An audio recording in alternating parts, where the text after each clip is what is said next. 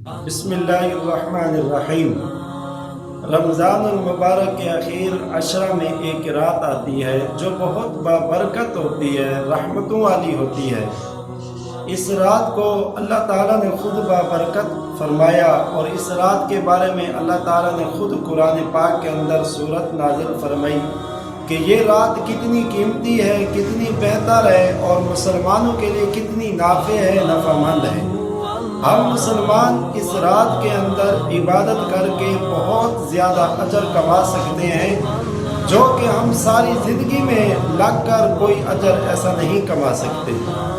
جو اللہ نے اس رات کے اندر اجر رکھا، اگر وہ ہزاروں مہینوں میں کمائیں تو ہم نہیں کما سکتے۔ اس ایک رات کے اندر لگ کے ہم ہزاروں مہینوں کا اجر و ثواب کما سکتے ہیں۔ بہت بابرکت رحمتوں والی رات ہے۔ آپ صلی اللہ علیہ وسلم سے پوچھا گیا کہ اس رات کو ہم کب ڈھونڈیں، تو آپ نے فرمایا یہ رات رمضان المبارک کے اخیر عشرہ کے اندر طاق راتوں میں ہوتی ہے، 21، 23، 25، 27، 29۔ ان راتوں کے اندر اس رات کو ڈھونڈو۔ یہ بہت بابرکت مبارک رات ہے کہ اس رات کے اندر ہم عبادت کریں۔ بہت خوش قسمت انسان تو وہ ہے جو ساری رات اس رات میں اللہ کے سامنے جھکا رہے، روتا رہے، بخشش مغفرت چاہتا رہے۔ اگر پوری رات عبادت نہیں کر سکتے تو کم از کم 4، 6، 8 رکعت تہجد کی جو ہیں ہم وہ ادا کر کے اس رات کا کچھ نہ کچھ حصہ حاصل کر سکتے ہیں۔ اور اگر اتنا بھی نہ ہو سکے تو اس رات کی عشاء کی نماز باجماعت ادا ہو جائے اور 20 رکعت تراویح صحیح عاجزی کے ساتھ صحیح ادا ہو جائے تو انشاءاللہ اللہ پاک ان تراویح اور فرض کے اندر بھی وہی ثواب رکھا ہے۔ بہتر تو یہی ہے پوری رات عبادت کریں۔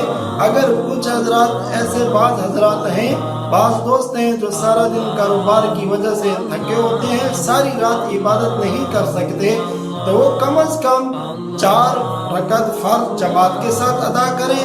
حدیث میں آتا ہے جو 4 رکعت عشاء فرض جماعت کے ساتھ ادا کرے اس کو آدھی رات عبادت کا ثواب ملتا ہے، اور جو صبح کی نماز پھر جماعت کے ساتھ ادا کرے اس کو پوری رات ثواب ملتا ہے۔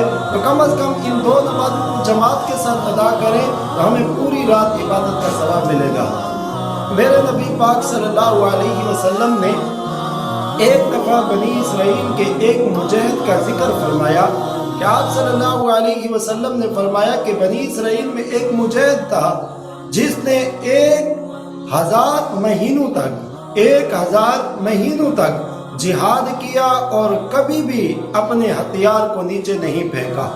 صحابہ کرام رضی اللہ تعالی عنہم نے سن کر بڑا تعجب فرمایا اور کہا یا رسول اللہ، یہ تو ہم سے آگے بڑھ گیا کہ اس نے اتنا جہاد کیا 1000 مہینے تک اور اتنا زیادہ ثواب کما لیا، اور ایک اور بنی اسرائیل کے شخص کا آپ صلی اللہ علیہ وسلم نے ذکر فرمایا کہ ساری رات عبادت کرتا اور 1000 مہینے تک ساری رات عبادت کرتا اور دن کو جہاد کرتا۔ صحابہ کرام نے بڑا تعجب کیا، یا رسول اللہ، یہ شخص تو ہم سے آگے بڑھ گیا۔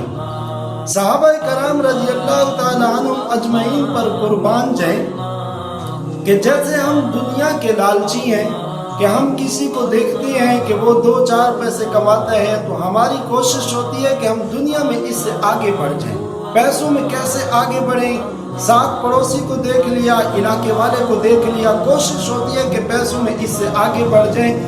صحابہ کرام رضی اللہ تعالیٰ عنہ اجمعین اسی طرح کسی کا ذکر سنتے کہ یہ اس طرح نیکیاں کماتا ہے، اسی طرح نیک ہے، تو ان کی کوشش ہوتی کہ ہم نیکیوں میں ان سے کیسے آگے بڑھ جائیں۔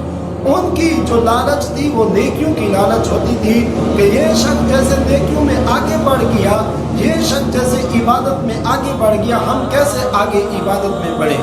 تو اللہ تعالیٰ نے یہ آیت نازل فرمائی، اِنَّا أَنزَلْنَاهُ فِي لَيْلَةِ الْقَدْرِ، پوری سورت نازل فرمائی کہ اے صحابہ کرام، تم اس رات کے اندر، ایک رات کے اندر عبادت کر کے اس بنی اسرائیل کے 1000 مہینے کا جو جہاد ہے اور عبادت ہے، ایک رات کے اندر تم اس سے بڑھ چڑھ کر آگے بڑھ سکتے ہو۔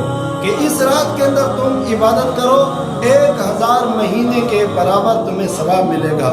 لیلۃ القدر خیر من 1000 شہر، 1000 مہینے سے بہتر یہ رات ہے۔